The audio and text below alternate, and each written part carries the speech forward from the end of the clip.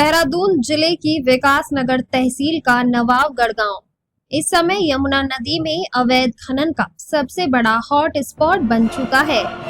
सरकार ने मानसून सत्र में यमुना नदी को हाई अलर्ट पर रखते हुए नदी किनारे जाने पर प्रतिबंध लगाया है, लेकिन इसके बावजूद यहां दिन रात सैकड़ों ट्रैक्टर और जेसीबी मशीनें नदी से खनन कर रही है।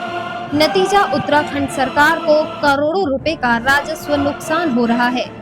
सबसे चौंकाने वाली बात यह है कि हाई कोर्ट ने यूजीवीएनएल के पुल नंबर 1 पर भारी वाहनों से आवागमन पर रोक लगाई थी, लेकिन माफिया खुलेआम इस आदेश की धज्जियां उड़ा रहे हैं। नवाबगढ़ से निकली अवैध खनन सामग्री इसी प्रतिबंधित पुल के जरिए रोजाना सैकड़ों ट्रैक्टरों से ढोई जा रही है।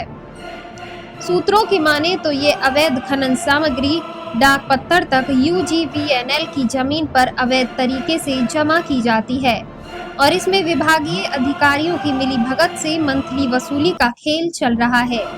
जब स्थानीय लोगों ने इस पूरे मामले की शिकायत मीडिया को दी तो पत्रकार मौके पर पहुंचे, लेकिन खनन माफिया ने न सिर्फ कवरेज रोकने की कोशिश की बल्कि पत्रकारों पर ट्रैक्टर चढ़ाने का भी प्रयास किया गया, जिससे इलाके में तनाव की स्थिति बन गई है।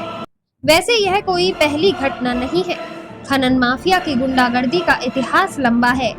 पहले भी कई पुलिसकर्मी और अधिकारी माफिया के ट्रैक्टर से कुचले जा चुके हैं।